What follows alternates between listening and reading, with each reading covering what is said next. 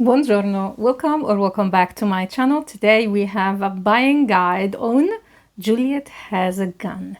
This is one of the first niche fragrance houses that I actually tested and bought some of their fragrances. So it's kind of my personal introduction into the niche world. We are going to talk about all the fragrances currently available, as well as their more high-end or luxury collection, private collection. I don't know how to call it. So if you want to know everything about Juliette Has a Gun, then please keep on watching. Let's start with the regular collection. So Juliette Has a Gun actually is one of the first niche houses dedicated to younger generation. And if you look at their publicity, their Instagram account, they still retain this very youthful vibe to their fragrances, their advertisement, and they are very into pop culture. There is a common thread that will connect all the fragrances that I am going to talk about today, and it is ambroxan. Juliette Has a Gun really loves using ambroxan and its sisters, let's say, in their fragrances. And speaking of ambroxan, two fragrances come to mind when we talk about this note in particular and talking about Juliette Has a Gun, and it is not a perfume and not a perfume Superdose. So these two fragrances are actually one note fragrances, molecular fragrances. So they have Acetalox. Not a Perfume was the first one released. What you will get is this very clean, musky, a little bit woody fragrance. Quite simple, easy-going fragrance for anyone who is into the clean girl aesthetic. It's actually unisex, so if you are into clean fragrances in general, this is a fragrance for you. However, due to the fact that not a perfume for a lot of people, they can't smell, they are anosmic to it, me included. Like I get it sometimes I don't. It's extremely light to my nose. I know it's not as light as I perceive it. Like people around you will smell you better than you do. In my case at least. They came out with Not a Perfume Superdose, which I actually owned once, but I decluttered it at the end. And this is definitely a superdose of Not a Perfume. So you will definitely get the smell of the fragrance. It's much more concentrated in a way. And for a strange reason, when we talk about Not a Perfume, I personally perceive almost like a cotton flower note, like a very clean floral facet to it, but it's just like a hint of it. No one talks about it, just me personally, but I wanted to mention it. When we talk about Superdose, I get almost like a little bit of a citrusy hint. And most probably this is how your nose or my nose will perceive the note of ambroxan or Acetalox. If you want something a little bit more persistent, definitely go for Not a Perfume Superdose. However, it is a little bit on the masculine side, slightly. Both of them are totally unisex. I loved to wear Not a Perfume Superdose, especially during summer. It just gives me this clean freshness that I want. And I have also to mention that that note in particular really comes out with water. So sometimes I don't smell the fragrance anymore, but once I hit the shower, I will immediately get hit with the smell of ambroxan. And if I spray it on clothes, even after washing the clothes, when I hang them, I get the smell of the fragrance. So it's quite persistent, but not perceived from the one who is wearing the fragrance as much. They are also perfect fragrances to layer. Ambroxan is a note that is used to enhance the performance of fragrances, but if you want this fragrance only for layering, I would recommend Not a Perfume over Not a Perfume Superdose, because it's lighter, so it's not going to interfere a lot with the scent profile or the fragrance that you are layering with. While with Superdose, it's a little bit overpowering. So I would recommend it only in case if you are wanting to enhance the smell of a woody fragrance. While with Not a Perfume, I can say you can almost layer it with almost all the fragrances, except maybe for ambery, like deep winter fragrances. It's not going to work as well. And it works especially very well with citrusy fragrances, which is a huge plus during summer. So you have more of a better performance of your citrusy fresh fragrances. And I would say these two fragrances are the ones that really made Juliette Has a Gun what it is.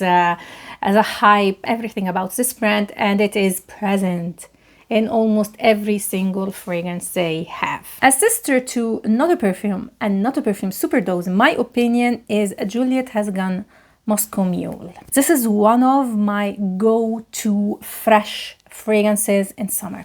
So you have kind of the DNA of Not a Perfume Superdose, but mixed with this beautiful citrus. It smells almost like you added a little bit of sugar here. It's a little bit woody. It has ambroxan. It smells very, very complex compared to the other, and this is why I decluttered Not a Perfume Superdose, because I found like this one is much more suitable for me. It's a very fresh, invigorating scent that will definitely remind you of Dolce & Gabbana Light Blue. I would say it's more similar to the Light Blue, the Eau de Toilette, the original one, than to the Intense or any other version of it. I have actually a whole video on Light Blue and its sisters, including this one, which I will leave linked in the description. What makes this one special is the lack of a slight powdery feeling that I get in Light Blue. And it's not as floral as that one. It's much more citrusy, much more bright. And I definitely prefer it to the Light Blue Eau de Toilette. This is one of my favorites from the brand, and this is why I own a bottle. It's actually quite loved, has a nice scent to it. And it's one of my go-to summer fresh fragrances. So highly recommend it if you love fragrances that are in the vibe of Light Blue and you wanted something a little bit almost more clean in a way.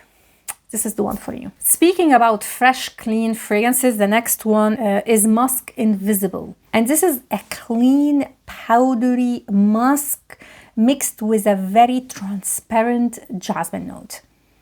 It's not like a floral fragrance or something. It's definitely a musky fragrance.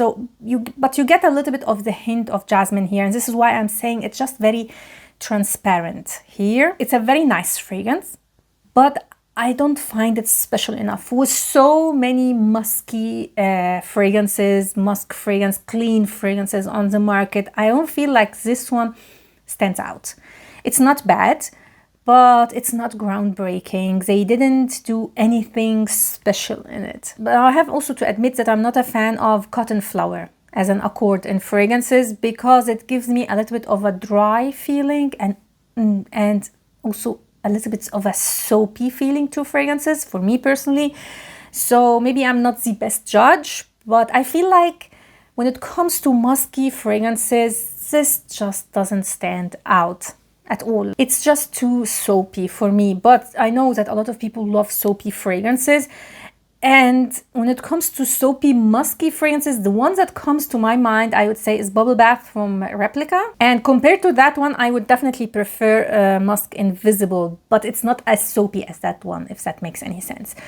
I'm a huge fan of musk, but this one didn't cut it for me. Now let's move to all the rest. And the first one that I'm going to talk about was just released this year. It is Miami Shake. And this is the only true gourmand you will find in Juliette Has. So they finally jumped on the gourmand wagon. A little bit too late, but anyway. So you have here notes of ice cream, strawberry, and vanilla as listed notes. And it is the one fragrance that I would say I am not getting any ambroxan in it, at least to my nose. And this is an extremely sweet, like cavity-inducing sweet fragrance. Honestly, from the notes that are listed, I am getting the ice cream only a little bit in the opening. What I am getting is a strawberry milkshake. A very sweet strawberry milkshake. In the opening, to me, it smells a little bit like you have a milkshake and you have a little bit of a bowl of ice cream, vanilla ice cream on top. Then it transforms into just this strawberry milkshake, and in the dry down, and I'm talking about the very dry down, so like maybe after an hour or so on your skin or on my skin, I am getting a sweet vanilla fragrance. The strawberry is very faint in the dry down in this fragrance, and I'm getting almost like a marshmallow scent for some reason. The consistency is almost whipped cream, so very creamy fragrance, and I smell a note that is not listed, and it is coconut. I don't know, no one else said that, so I don't know if it's just in my head, but I am smelling coconut in the very dry down. Coconut and vanilla with a hint of strawberry. Has a lot of similarities with Kayali Yum Bougie Marshmallow something something. I can't do it with these very long names from Kayali, which I actually own. And the main difference between the two is the musky base that is in Yum Marshmallow, while here it is just dense, creamy vanilla and, for me, coconut and some strawberry. I personally prefer the Kayali Yum Marshmallow, Bougie Marshmallow, because of the musky base. But when I did a review on that fragrance, a lot of you in the comments told me that you are bothered by the muskiness of that fragrance. So if you are one of them, then this fragrance is definitely for you. I just wish for this fragrance to have a little bit more of a strawberry note, because it's a little bit lacking in the dry down. I have also to mention, when talking about this fragrance, that when I read the comments on Fragrantica, at least when I was preparing for this video, I felt like my experience with this fragrance is totally different. So, I don't know. Tell me in the comments down below what you think about this fragrance, and do you have a similar experience with it. Since we talked about strawberry, let's move on to another fruity fragrance, and this is Juliette that came out last year, if I'm not mistaken. And this is the take of Juliette Has on the popular note of cherry, but definitely made its own. So the difference between this one and the Miami Shake, that Miami Shake is definitely like a new direction of Juliette Has. There is nothing light, there is no ambroxan to my nose in that fragrance, while here you can definitely smell the signature of Juliette Has, and it is the ambroxan. You have cherry. I am not a fan of it in the opening because the ambroxan used specifically from Juliette Has with fruity fragrances I always enjoyed, but recently I am getting from that notes with the fruitiness, I'm smelling something similar to a bug spray. It's only a recent experience, so I don't know why. It has been now for almost a year that I get this bug spray with the ambroxan used by Juliette Has, specifically with their fruity fragrances. Before, I never had that experience, so my nose definitely changed. So again, take everything with a grain of salt. I'm just talking about my personal experience. So for me, in the opening, I'm getting a little bit of this bug spray smell, but in the dry down I'm liking it because it's a very fresh take on cherry, something that is a little bit new to your usual cherry and almond, cherry, boozy, cherry, vanilla. So this is not a gourmand experience, this is more of a fruity light experience to my nose. And the only, I would say, only fragrance that I know of that has this very fresh cherry note is Q from Dolce & Gabbana, but I am not smelling so much the cherry there, while here it's very, very predominant. So if you are looking for a very fresh cherry fragrance, then definitely check this one. For me personally, the only thing that I am not liking about it, as I said, this smell that I get in the opening, and also a little bit the note of cherry here is a little bit of a cough syrupy cherry, so I'm not really enjoying it. But if you are okay with the base of Juliette Has, I mean, if you are not okay with the base of Juliette Has, then this whole brand is not for you, basically. But if you are and you want something of a fruity, fresh cherry, then Juliette is for you. Hi, Noura from another day. Since I have filmed that buying guide, they announced a new release, and it is a limited edition fragrance for skins. So I was waiting for it to be released. I got the travel size to test it, and once I was ready to film it, they released another one, and it is Powder Love. So I waited for that one, and now we have the two. Let's start with the limited edition fragrance for skins, and this has quite an interesting opening. It's woody, strongly dusty like. So I was thinking about tongue cabin, like, you know, this dusty facet that is in tongue cabin. But it's also a little bit clean and slightly sweet, like vanilla sweet. So the opening was not like my favorite, but it was enjoyable enough. But the dry down, I have to say, I did not enjoy this fragrance at all. The sharp synthetic woodiness really comes out, and I couldn't wait to scrub this fragrance off my skin because it was very, very piercing to my nose. It has an amazing lasting power, so like it remained for my skin the whole day. It had good projection, so I continued to smell myself and I was not so happy about it. So overall, this fragrance I would not recommend. It is kind of a departure from what I am used to when it comes to Juliette Has, but it's just not it. It's very weird. Definitely some people will enjoy it, but for me, as someone who tested so many fragrances and tested also all Juliette Has fragrances, this is not it. Now, I would not recommend this fragrance. Now let's get to the latest release, and it is Powder Love. Look at the notes. Like, even if you didn't smell the fragrance, I believe just reading the notes, I thought that people will go crazy about it, because you have this orange blossom, sweet candy, marshmallow, like all the reasons why the new Valentino Ivory got a lot of hype. By the way, I did a full review on that fragrance. I will leave it linked down below.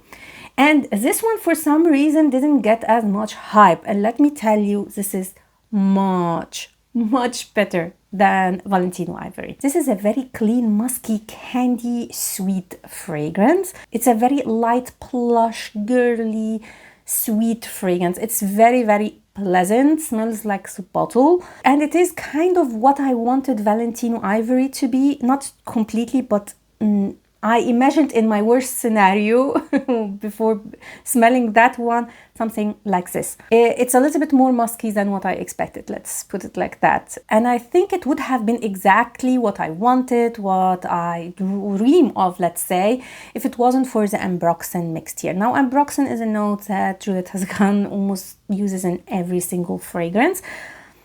Here it's just a little bit clashing in a way with sweet. Like, I feel that ambroxan is not a note that I associate as an enhancer or something that I would add to very sweet fragrances. It makes it too synthetic. Sweet fragrances, by definition, if it's not from vanilla and other like natural ingredients, has a very, very synthetic aspect to them, and the ambroxan just amps up this syntheticness. It's a very likable scent that is very easygoing and nothing wrong about it, to be honest. Like, smelling this fragrance, and even if someone would gift me this one, I will not be mad. I will use it. It's a little bit more sweet than floral, so this is another like difference between this one and Valentino Ivory's that was more on the orange blossom side. This has more of the sweetness, let's say. The thing that I don't like about this fragrance, to be honest, it's boring. The combination of sweet notes and orange blossom has been done and overdone. And I think they came late to the game. If this fragrance was released maybe a year ago, I believe it would have got a lot of hype and would have been much more successful. I'm not saying that it's not a successful release, but it would have done better for the brand. I believe, again, Juliette Has just came a little bit late, missed the mark a little bit, but they are catching up, let's say. So I would definitely recommend this one over Valentino Ivory if you are looking more for the sweetness than the orange blossom. Because if you want something more floral, definitely Ivory is best for you. But if you are looking more for these candy-like marshmallow scent, then definitely Powder Love is for you. The only other, I would say, gourmand fragrance from Juliette Has is what a name. And this is for someone who loves Hypnotic Poison.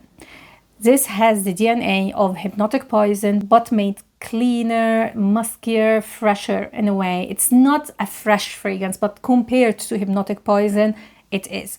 So definitely compared to Hypnotic Poison, that one is much more complex and rich in a way. While here it's the same, so you have this very light vanilla, fluffy vanilla with almonds, and it is an extremely cozy scent. It's one of my favorites from the brand. The only reason that I didn't add this one to my collection is that I am a little bit anosmic to it. Actually, I'm a little bit anosmic, strangely, also to Hypnotic Poison. Hypnotic Poison is one of the fragrances that everyone can smell on people, even not, I'm not talking only about myself, but also on people, while I'll have really to dig my nose into the skin to get it. It's very strange again, and it is the same case with this one. It is a gourmand fragrance because it is all about a sweet, fluffy almond and vanilla, but it's very light, airy, and fresh. So I don't believe like is like the best name for it, but it is a beautiful scent. Beautiful scent. It's one of the best from the brand. I really like it, and it's actually like kind of a fragrance that I put and take off my wish list just because of this anosmic issue. I don't know if I have a full bottle and I continue to use it, maybe I will get it more, I don't know. So again, a fragrance that I actually would recommend from the brand.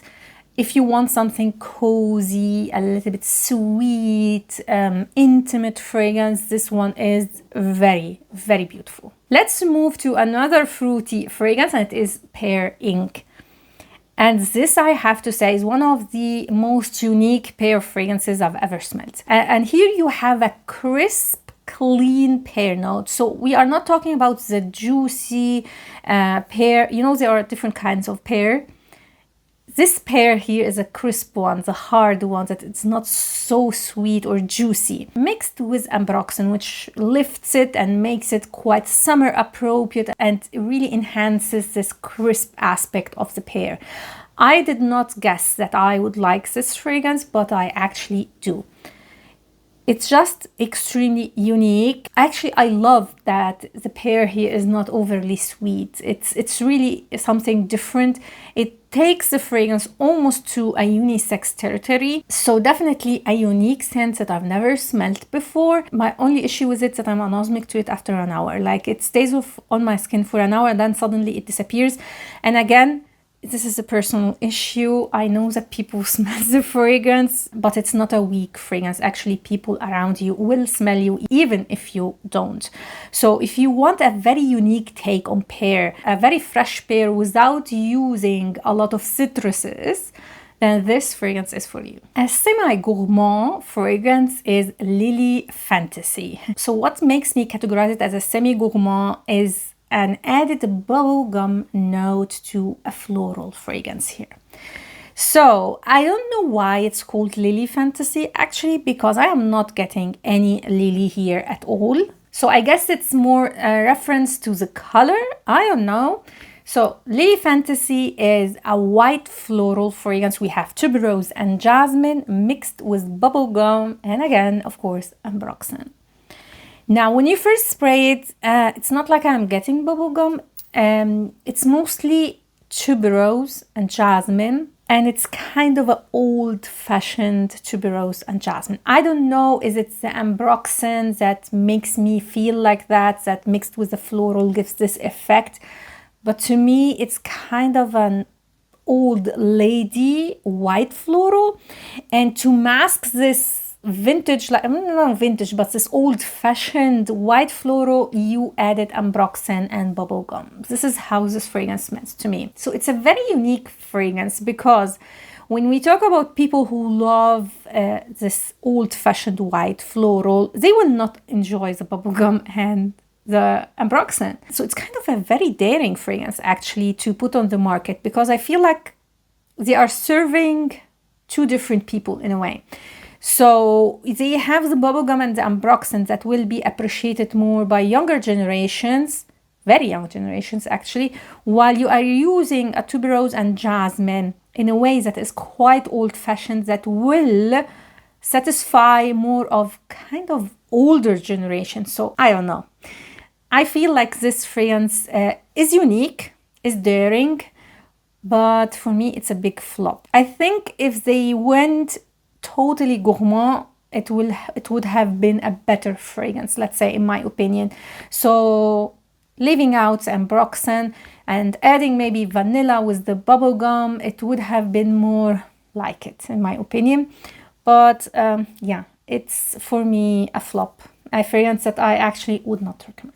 We can't talk about gourmand or sweet fragrances without mentioning one of my favorites again from the brand, and it is Vanilla Vibes. I actually also used to own that fragrance. I decluttered it actually quite recently. And now I'm smelling and I'm saying to myself, why did I declutter that fragrance? But I know why, because I like these kind of fragrances and I love this one, but it's not something that I personally wear. So I love to smell it, but not to wear it, if that makes any sense. So this is a salty vanilla fragrance, quite simple. Just vanilla with some salt, and I'm not getting anything from the listed note apart these two and a little bit of a muskiness that doesn't make the vanilla too dark, too deep. And from the notes that are listed, I am getting only salt, vanilla, a little bit of orchid, but just because I am searching for it, because I look up the notes. But if I smell it like without knowing the notes, I would say this is vanilla and salt and maybe a little bit of musk just to lift it up, because it's not overly dense. It is a dense fragrance, but not too much. It's a beautiful fragrance. Because it is so simple, it's actually a perfect layering fragrance for tropical fragrances. The closest tropical or vanilla beachy fragrance to this one is a Beach Walk from Replica, but this is more dense, more heavy on the vanilla compared to that one. So they are not really similar fragrances, they just belong to the same family. So just to compare it to other salty vanilla fragrances, this is the closest one, but they are not similar fragrances, if that makes any sense. This is one of my favorite fragrances from the brand, and definitely one of the best that I would actually highly recommend if you are looking for a simple vanilla salty fragrance. And let's move to a powdery fragrance, and actually it is inspired by vintage lipsticks, and it is Lipstick Fever. And as you would expect, in creating a fragrance that smells like lipstick, specifically the old lipsticks, this has a lot of violet. So it is powdery. You have a huge dose of violet here, a little bit of a woody base. You can definitely get the inspiration, but it is a perfume, so it's not like a 100% representation of a smell of a vintage lipstick. It still has this perfumey note or feeling to it. What I don't like about it is the enhanced woodiness in it. Violet has, to my nose, a little bit of a sharp, dry woodiness to it, and it is enhanced here with cedar. Is it a bad fragrance? Absolutely not. It's not a bad one. Is it the best violet fragrance? No, but again, I am not a fan of violet, so maybe I am not the best judge. Like objectively, if I smell this fragrance, I would say this is a good fragrance, but I don't feel like it's groundbreaking, and I tested a lot of violet fragrances, so I will give it a 7.5 out of 10, let's say. Let's move to Sunny Side Up. This is actually one of the fragrances that I've tested in my earliest testing Hyped Up Niche fragrances. And I specifically wanted to test this fragrance because the notes looked amazing. So you have notes of vanilla, coconut, jasmine, sandalwood, ambergris, and musk. Like it looked like a fragrance that I would definitely love.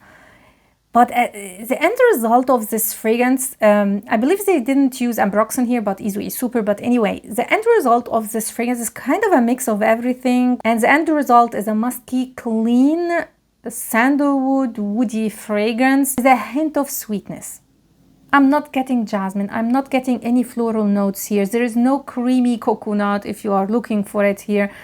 It's just a woody fragrance, a clean, musky, woody fragrance to my nose. It's too synthetic here, and I would have wished for a little bit of coconut to just soften the edges here. Not necessarily floral, but like a little bit of a soft edge to this one. It is an extremely disappointing fragrance for me, I have to admit, and I'm not even liking it as a woody scent. And it's one of the fragrances that I would not recommend. I know a lot of people love it, but I personally, even when we talk about soft, woody, clean sandalwood or woody fragrances, this just doesn't stand out. So I would not recommend it. Next we have Magnolia Bliss. And this is all about magnolia, nectarine and musk. People compare it to one of my absolute favorite fragrances from Jo Malone, nectarine blossom and honey. And I get it, it's in the same family, the same vibe, but they are not similar fragrances. And I have to say, I still prefer my nectarine blossom and honey to this one. This is a little bit, I would say, more lighter, less sweet than that one. It is very musky, very clean, very transparent fragrance, perfect for summer and spring. If you want a floral fragrance, a fruity floral fragrance, but on the fresh side, so without vanilla, without these, you know, dense, creamy or sweet notes, you want it a little bit more transparent and airy, this is the one. It's, again, one of the best, not the best, but one of the best from the brand. But if we talk about these notes, I personally prefer nectarine blossom and honey.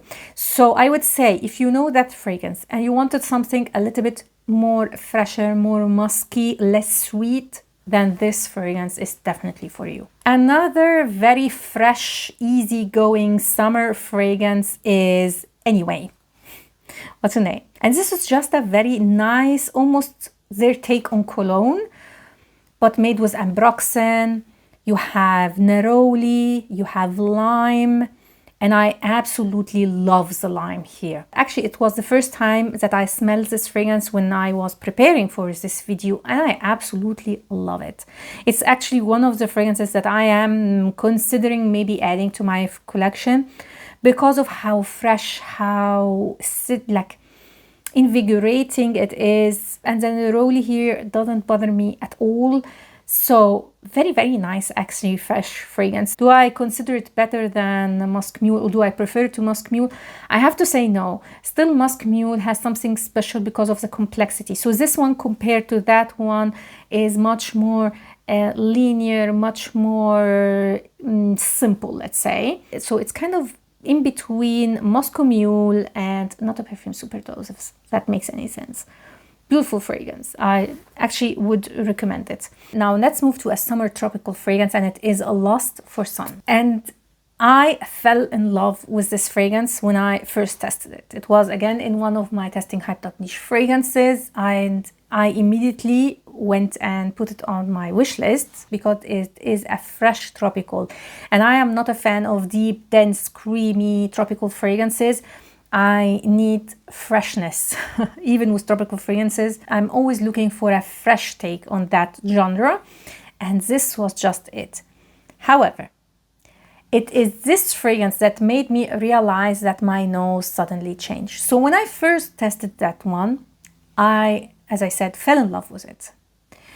I didn't buy it at the end because I found another tropical fragrance that I enjoyed so much. So I decided to invest in that one over Lust for Sun. But it didn't leave my wish list actually because they were not exactly similar. They were just belonging, let's say, to tropical fragrances. However, when I revisited my wish list and I tested this fragrance just to see if I still want it or not, I do that frequently because sometimes I change my mind about fragrances. Suddenly, it's not like I don't like the fragrance. Suddenly, I got this bug spray that I didn't get before. So you have here notes of gardenia, ylang ylang, jasmine, coconut. Like, it looked like heaven, and it was a beautiful fragrance for me until I just got for some reason this bug spray effect that I didn't get before. So this is a fragrance that I would highly recommend if you love fresh tropical fragrances and you love the DNA of Juliette Has a Gun. Like, yeah, this is beautiful. I don't know what makes me smell in some of Juliette Has a Gun fragrances this bug spray effect. It just ruins everything. So if I take my first review of it, I'm not talking about first impression. It was actually a fragrance that I tested. I would say this is one of the best fragrances from the brand. but yeah, it is ruined for me personally. So that was Lust for Sun. Talking about unique scents, a very, very unique fragrance and a bold move, I would say, from Juliette Has is Ode to Dullness. An extremely unique blend of cozy, clean, woody notes with anise. So the star of the show here is the anise, and it is complemented by cashmere and a clean sandalwood. A little bit of musk, I would say. Not a safe blind buy, not for everyone, and a very bold move from the brand to release this fragrance at the time they released it, where the hype for sweet, over-the-top gourmand fragrances was at its highest, at its very, very peak. So I applaud them for that, because this was not an easy move, let's say. And it is a fragrance that I would recommend as a very unique, cozy, clean scent. Totally, totally unisex. However, you do have to love anise. I happen to be someone who doesn't enjoy that note in particular.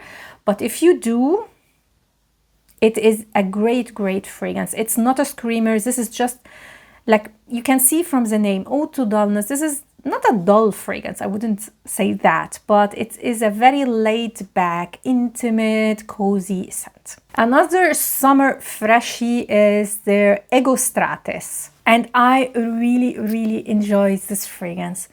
To me, it is totally unisex and I love it. It's a mix of musk with this very clean sea breeze notes, I would say. This is how this fragrance smells. It smells like sea breeze. Maybe I am biased because it reminds me a lot of a fragrance that I used to wear during college as a gym scent. I used that fragrance a lot. I don't remember the name of the fragrance. It was quite a cheap one from Oriflame, if I'm not mistaken. I tried to search for it, but I didn't find it on the internet. It really reminds me of that fragrance. It's clean, it's marine, it's fresh, it's just sea breeze. I actually would highly recommend this fragrance. I know this was not like a loved fragrance when it was released, but I feel like it is an underrated fragrance from their brand, if you are into that scent profile, of course.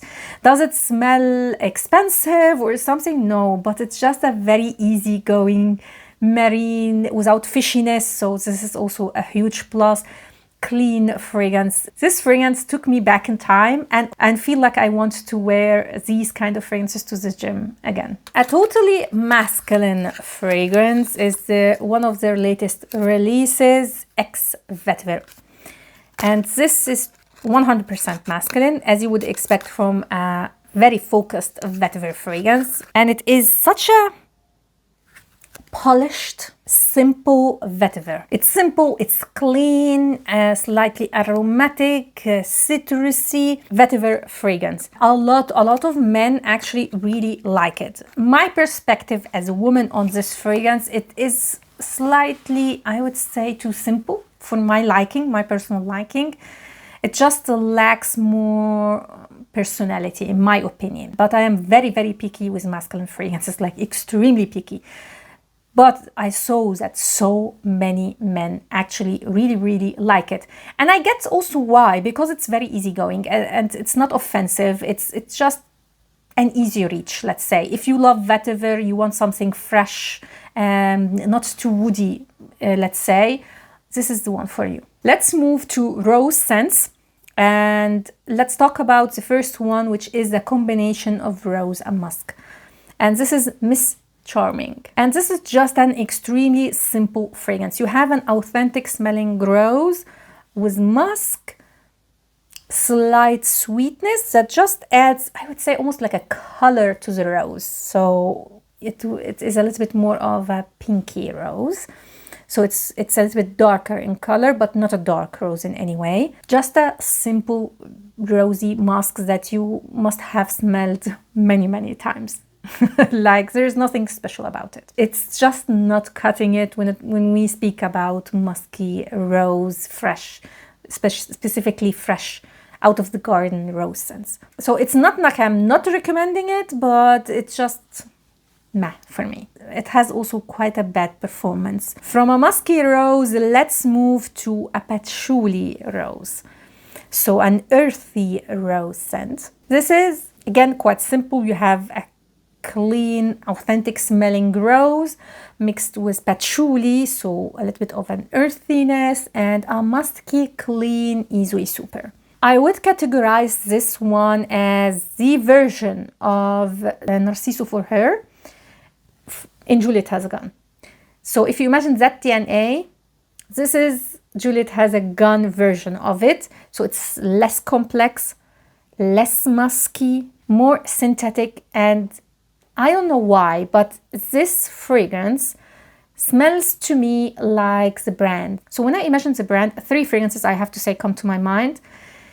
Of course, not a perfume, but not because it reminds me of the brand, because it's the bestseller, the fragrance that introduced me to the brand, let's say. Then this one, because it is the DNA specifically that you will find in their more daring, more niche-like fragrances. I didn't tell you the name of the fragrance. It's Lady Vengeance. So I would say if you love these earthy, woody rose, but you want it more simple and transparent, then Lady Vengeance is for you. The third rose scent is rose and oud and saffron combination fragrance, and it is Midnight Oud. And I have to be totally honest, this just doesn't cut it when we speak about this combination in particular. The only thing that I have to mention that it is extremely easygoing, which you would expect from this brand, of course, when it comes to this combination, but I don't like the oud note. It is extremely synthetic, like too much synthetic. So I don't like it. If you want a nice oud and rose and saffron combination, there is so many on the market, so many that I would consider as a good introduction into that combination, and this just doesn't cut it for me. Yeah, it's very, very bland, very predictable, and not special and overly synthetic. So I would not recommend it. Another oud fragrance, which is called actually another oud, is a very, very nice oud fragrance. So despite the name, which I love how they play with us. Yes, it is another oud fragrance, of course, but I really like it. So here I'm not getting any rose. What I am getting is a nice fruity touch, musky, clean, transparent oud fragrance. Does it smell synthetic? 100% yes. But compared to Midnight Oud, here the syntheticness is not off-putting in a way, let's say. Here it's just very, very clean, simple, most I would say transparent, musky oud. And because it is so simple, it's a fragrance that is perfect for layering. If you want a very, very easygoing oud to add to other fragrances, this is perfection, perfection. I'm not saying that this is the best oud on the market. I'm not saying that it is unique or anything, but there is nothing bothering me about it. So I would actually consider it as a good layering and easygoing oud fragrance. Let's talk about Gentlewoman. This was one of the fragrances that I struggled a lot to get a sample of. This is just an unremarkable cologne 7-Eleven scent. I don't know why it's called Gentlewoman. Like, they are playing. I just don't get it. It is less citrusy compared to like 7-Eleven or these kind of colognes. Not the opening. The opening is quite citrusy, but I'm talking about the dry down. It's less citrusy compared to that one, and it is more long lasting. So if you are on the market for a good, simple cologne, but has a little bit of longevity and sillage, I would consider this fragrance. But as a scent profile, it's not remarkable at all. Oh, we made it. These were all the fragrances that are currently available from the regular collection from Juliette Has a Gun. Now let's move to their, I would say, luxury collection. They call it luxury collection. So this is more of the high end of Juliette Has a Gun. We have currently available 6 fragrances. Let's start with White Spirit. This is an extremely white, as you would expect from the name, transparent, clean tuberose scent. Has definitely vibes of Lili Fantasy. Actually, this is the theme that will go on with this collection in particular. They are similar to other fragrances from the brand, from the regular line, but made a little bit, I would say, expensive, more niche-like, less synthetic. And this is the case with this one. So imagine Lili Fantasy without the over synthetic touch. But it's much lighter, I have to say. It's less harsh, it's less synthetic, much lighter, transparent, no bubblegum here, at least to my nose. And it's a nice fragrance, a nice clean tuberose, but I wish for less woodiness here. Like the woody touch is a little bit too amped up for my personal liking. And for me, this fragrance, when I first sprayed it, it gave me vibe of the most luxurious bathroom smell. Not in a bad way, but it's just what this fragrance reminded me of. So a clean, woody, floral tuberose fragrance. There's no indolic touch, there's no sharpness. Very, very easygoing, but I feel like it is also lacking something. So I don't know if I can recommend this fragrance, but I would say if you are looking for a clean tuberose, maybe this one is for you. Next is Into the Void, and this is definitely a standout in the whole line, not only the luxury one, but the whole brand, let's say. And honestly, if I look at the notes that are listed on Fragrantica, I am not getting anything. What I am getting is licorice. Overdose of licorice. If you don't like licorice, just don't bother. This is not for you. It's a clean, simple, woody fragrance with a lot of licorice. This is how I would categorize the fragrance. Definitely not for anyone. Like, you have to test this fragrance. I would consider the fragrance just because how unique it smells. This is totally masculine, by the way. Nothing feminine about it at all. Now, I am not a fan of licorice, so maybe, again, I am not the best judge. I just feel like this fragrance is more unique than anything else. I don't think that I would compliment a man wearing it, if that makes any sense. But if you are a die-hard licorice fan, I think this is the most licorice-focused fragrance I've ever smelled. So that was Into the Void. I love the name, by the way. Next, we have Oil Fiction. And I would say this is my favorite one from this luxury collection. And Oil Fiction is surprisingly an old school tuberose fragrance. It's an ambery floral with a creamy tuberose and a nice ambery labdanum base. A great fragrance, great fragrance if you love old school perfumery. I appreciate it, but it's not something that I personally wear. But I know a lot of people love this kind of old school perfumes, so if you are, I actually would highly recommend it. Has also an amazing performance, so it's the best from this luxury collection in my opinion. A more classy, elevated, less synthetic version of Lipstick Fever from Juliette Has from the main collection is this one. This is Liquid Illusion. I love the name of the fragrances in this collection. So imagine that fragrance, but a little bit less synthetic, more classy, and instead of violet, so the sharp violet note, you are getting more of heliotrope, iris, a little bit of an almondy touch.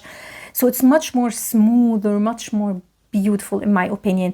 So I would say this is a fragrance that I would recommend over Lipstick Fever. If you love these kind of fragrances, this is a much better formulated fragrance. And I would recommend it if you are into this scent profile. Like, if you are looking for a lipsticky fragrance, yeah, get this one instead of Lipstick Fever, for sure. But I personally am not a fan of these kind of fragrances, so for me personally, it's a pass, but it's a good fragrance. So we have a theme. As I said, a lot of these fragrances are an elevated version of others from the regular line, and it's the case of this one. This is in the mood for oud, and it is an elevated, better version of another oud. So again, you have quite a simple fragrance, but compared to another oud, it has a little bit more of complexity to it. You have a leathery saffron added here. Again, I like it. It's an easy-going oud fragrance. You have to go through the opening, which you would expect specifically when you add saffron. You have to wait for the dry down. It's a very, very nice, clean, again, oud fragrance, but it's not special. So it's the same like another oud. And although I like it, I prefer it to another oud, but I don't feel like it's special enough. So actually, I would recommend another oud over this one, just because another oud is more suitable for layering, more easygoing slightly. This is just a little bit boring for me. It's a boring oud fragrance in my opinion. Next is my second favorite from the brand, and the name was quite off-putting for me. So I thought I'm not going to like this fragrance, but I ended up actually really liking it. And this is Metal Chypre.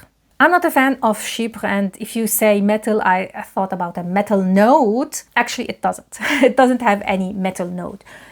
I think they called it Metal Chypre because of the feeling that fragrance gives you. It's a very cold fragrance. So imagine this like the shiny surface of a metal that is cold. This is the feeling this fragrance gives you. And it is a clean, suede iris fragrance. As someone also who doesn't like iris, this was very, very surprising for me. Totally unisex, slightly leaning feminine, yes, but it's a totally unisex fragrance.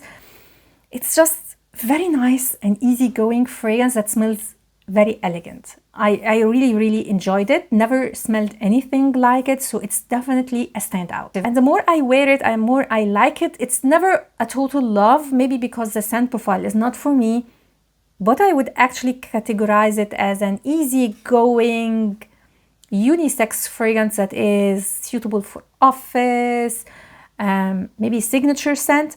That said, it's not a safe blind buy because of the feelings that you get in this fragrance that is quite particular.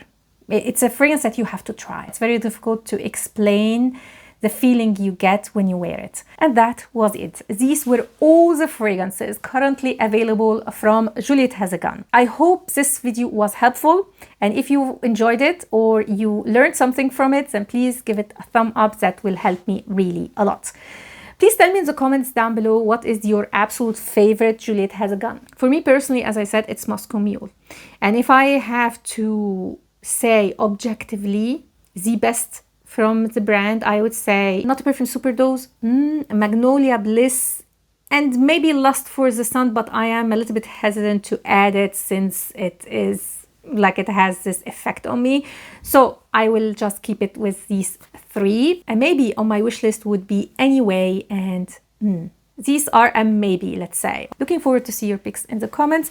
My final thoughts about the brand, I feel like they were ahead of their time, let's say, as a fragrance house that was this very easygoing, fun, young niche house.